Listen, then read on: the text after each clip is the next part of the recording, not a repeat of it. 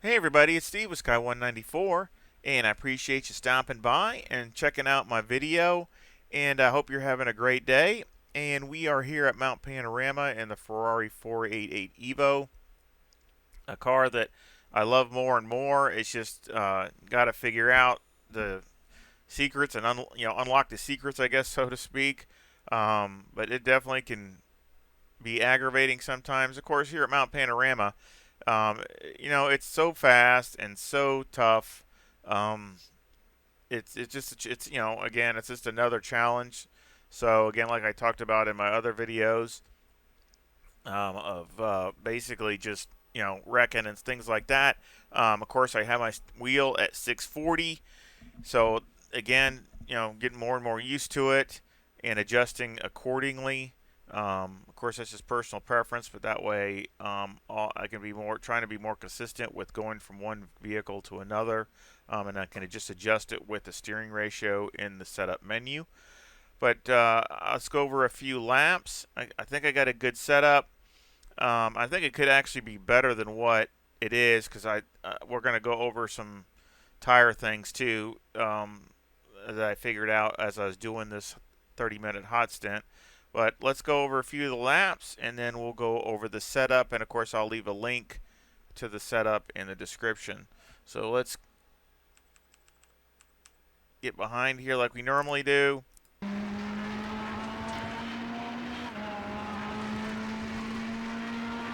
can just see my lines making my lap.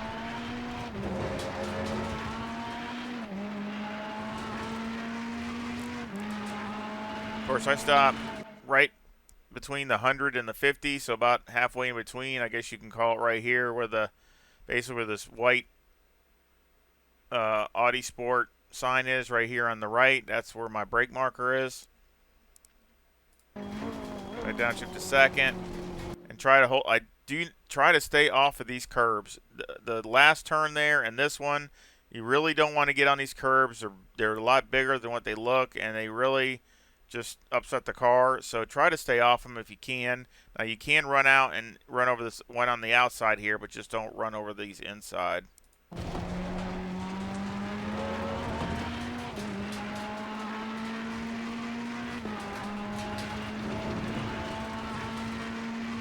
One of the best looking tracks in ACC in my opinion. They all look great, but this is really awesome. And then here I usually hit right here before the 50, right here where this pavement is. So we're right starting at the grass. So right in here somewhere, I usually am on the brakes.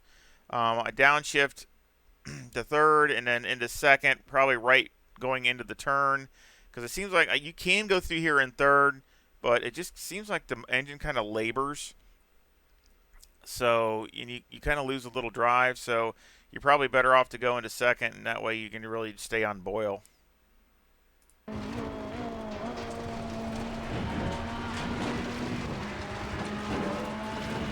Just run it out wide here. Of course, I'm right up, on the line, right next to as far as I can be over, and then you're going to cut early so you can be as close to this wall over here.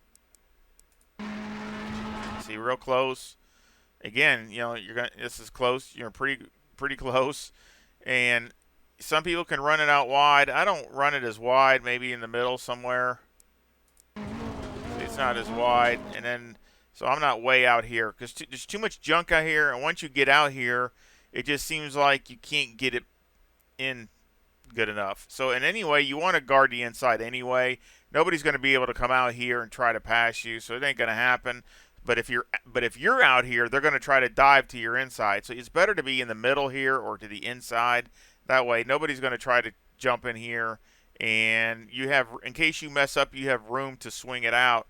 I mean, you're going to screw your lap up, but at least if you have a less chance of wrecking if you do mess up here. Hold it really tight and then let it swing out. You want to open this up as soon as you can so you can start accelerating since you're going up the mountain. And of course, watch these curbs here because they'll throw you around, so just try to stay off of them. I go straight, right aim for the wall, so I aim for this wall and to move myself over. So right hug it, and then I turn in a little early, so I'm hugging this other wall up here. So I'm wanting to be right up against that wall, and then go straight, and then be right up against this wall. But I try not to get on the curb. You can on this one, but I try not to. I might touch it a little bit, but I mean, I'm really not trying to run all over it. And then here is, you want to swing it out to this line and pull to the inside. And this is the curb I hit that wrecked me when I was in the CP server. I mean, I just touched it, and it spun me around. But actually, I've touched it a few times in the stint, and it was fine. Since I think I raised the car up just a little bit, and it's helped from doing that. So I still would stay away from it, but I mean, if you barely hit it, it won't wreck the car. And of course, you're running right out wide to there, and then you got this blind left, which can be very tough. It took a while for me, especially later in the stint, to where the car would go through there without spinning out. But as soon as you get here and you're coming up on this curbing, you want to already start turning in.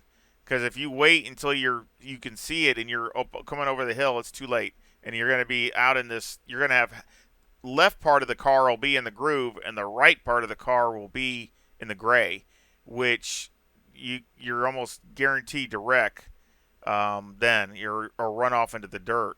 So you need to already starting to turn in, and you definitely don't want to late apex this one. And you want to start turning in and run it as close to this inside curb as possible. So you want to be, again, real close to this, even if you touch it a little bit.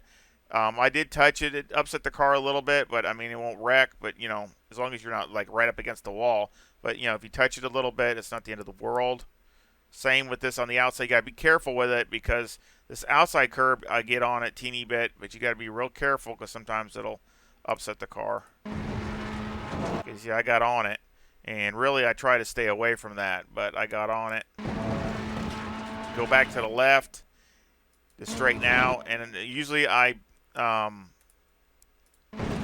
use that sign, or just before the sign, see on the brakes. So as I'm coming up to the sign, I'm on the brakes to go through here, and it's basically what you're doing is you're going to get on the brakes hard and downshift and get off. So you're going to get on the brakes, off, on again, okay, and then you're going to try to run over this curbing right here. Try to get on top of this to be as far left as you can. Otherwise, it gets all screwed up trying to go through this right and left little carousel here. So basically, you're going to, it's on, off, downshifting at the same time, off again, on again. And then see, you're basically here to the left, and then you're going to cut real close to the right and stay in second. Now I'm down into second. And then I go down into first and then cut it in here. Of course, I could be a little even closer, but, it's... Try not, you definitely don't want to hit the wall. Accelerate through here.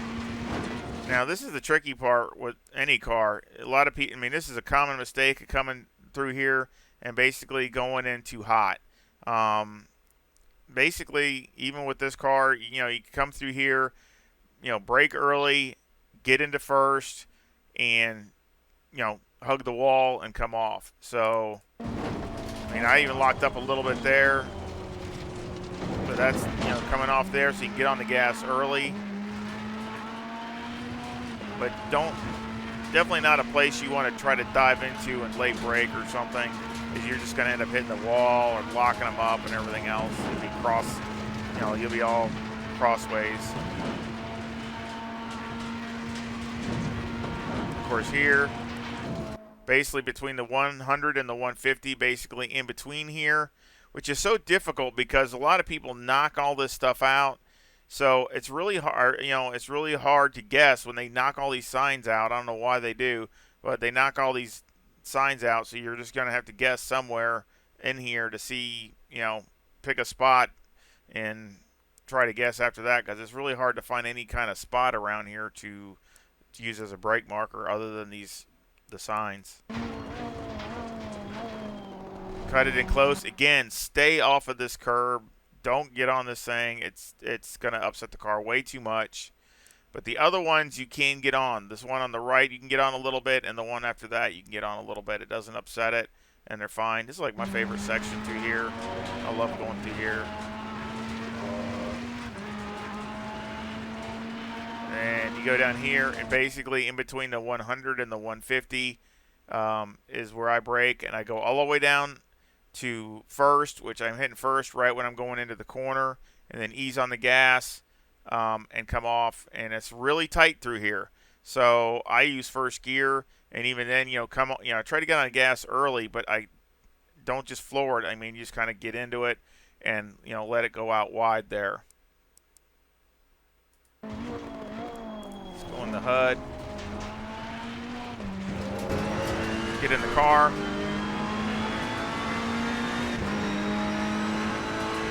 That was a 202.84. Of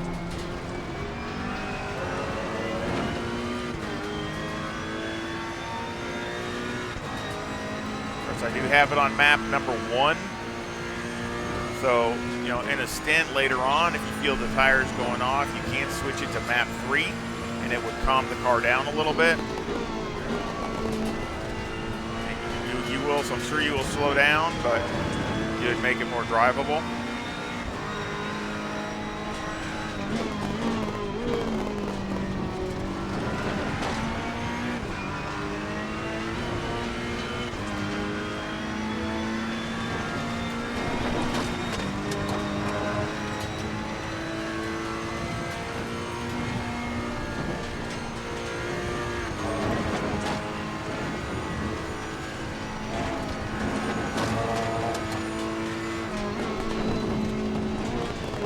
I blew that.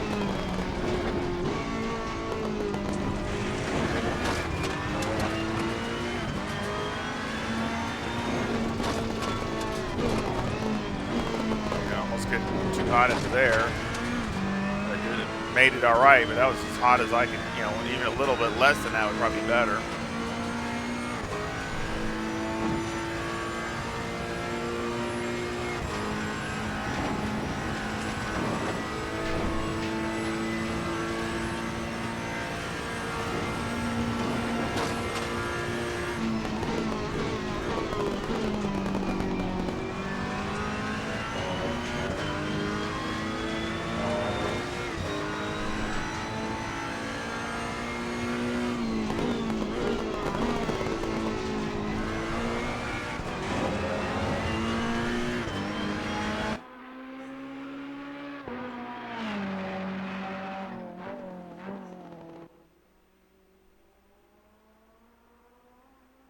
That was a 202.81.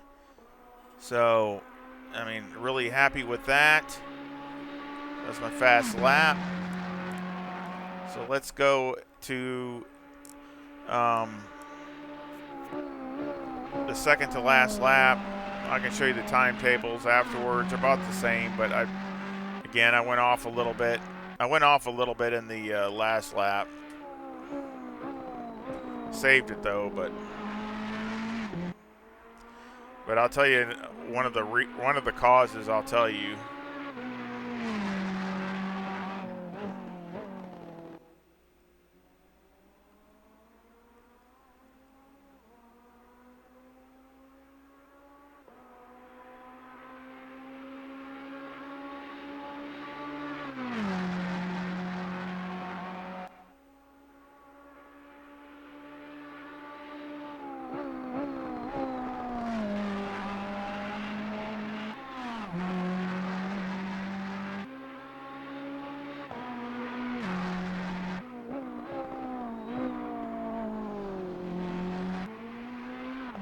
This is where I say I could probably just one good adjustment, and I probably could improve upon it, especially later in the stint here. The tires kept losing pressure. So, again, this kind of reminds me of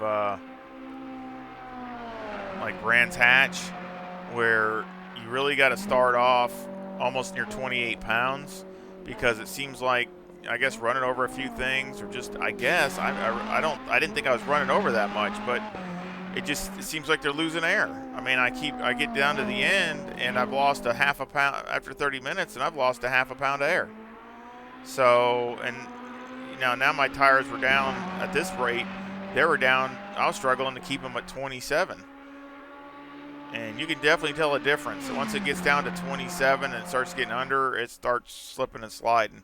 So that was not helping me at all. So probably you'd be, raise the pressure up a little bit to help compensate for that. It seemed like it was the right sides that were the worst. So it's something with the right side tires, I guess.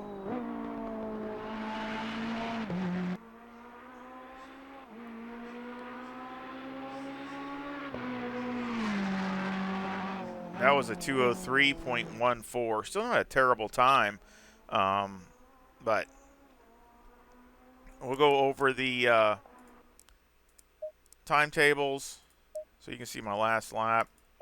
I had, I think, I had no outs. So there was no outs. The one lap, I did as a throwaway lap. I totally blew my marker. So really that's a throwaway at 205. That was my fault. I totally blew my brake marker into turn 1. Just totally messed that up. But everything else was pretty good. And like I said, I had no outs, so I'm really happy with that for this place. But you can see my fast lap didn't even have any fast sectors. So, again, it could have picked up a teeny bit more than this.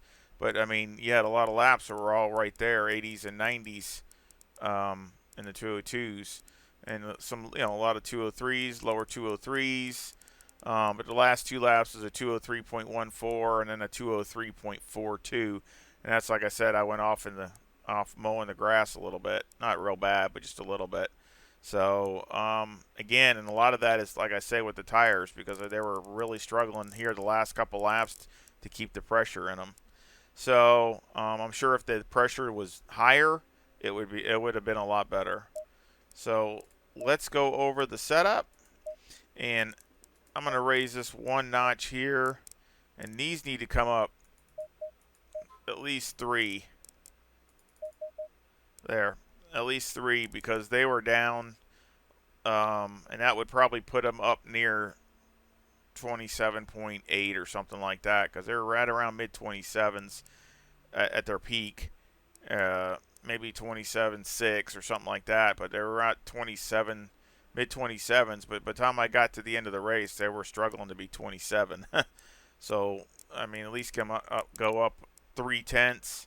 But anyway, in the race, whatever temperatures you're in, try to set it up so they are high 27s, 27.8, 27.9, something like that. And then that way, at the end of 20 minutes or 30 or 40 minutes or whatever the race is, the pressures aren't going to be so low that the car is going to start ill handling.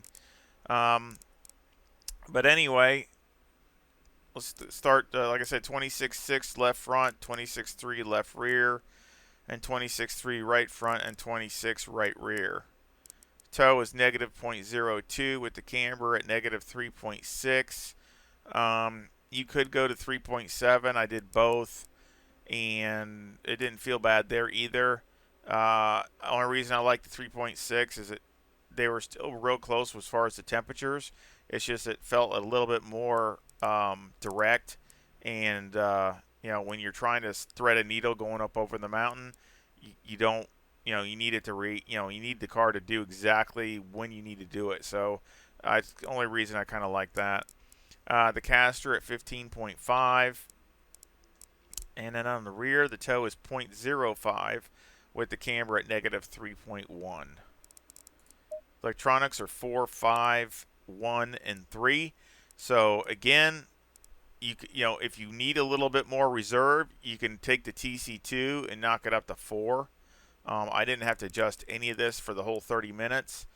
But if you want a little reserve, I would just do that, and that would give you a little bit more reserve on the car.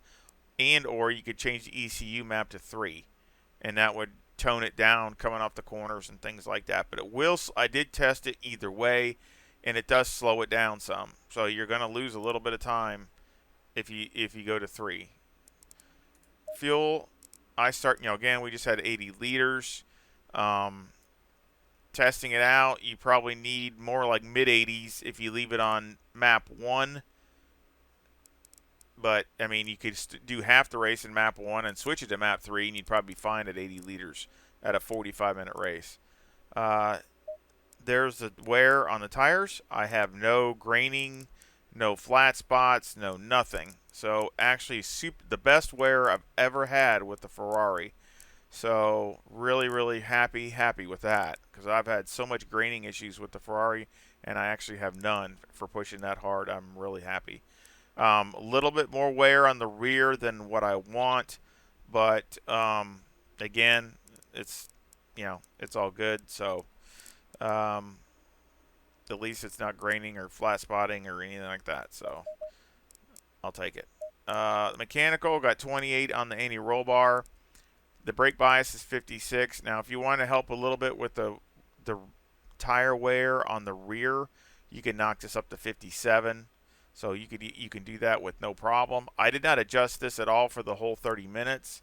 So I did not have to, it was still handling, pretty well, staying very neutral. So I didn't really need to throw any more brake bias to it. So, if you want to turn it up to 57 to kind of help that's fine. The steering ratio is at 15, and again, because I have my wheel at 640, and this is to slow it down a little bit and to more fine-tune it, but again, that is your personal preference.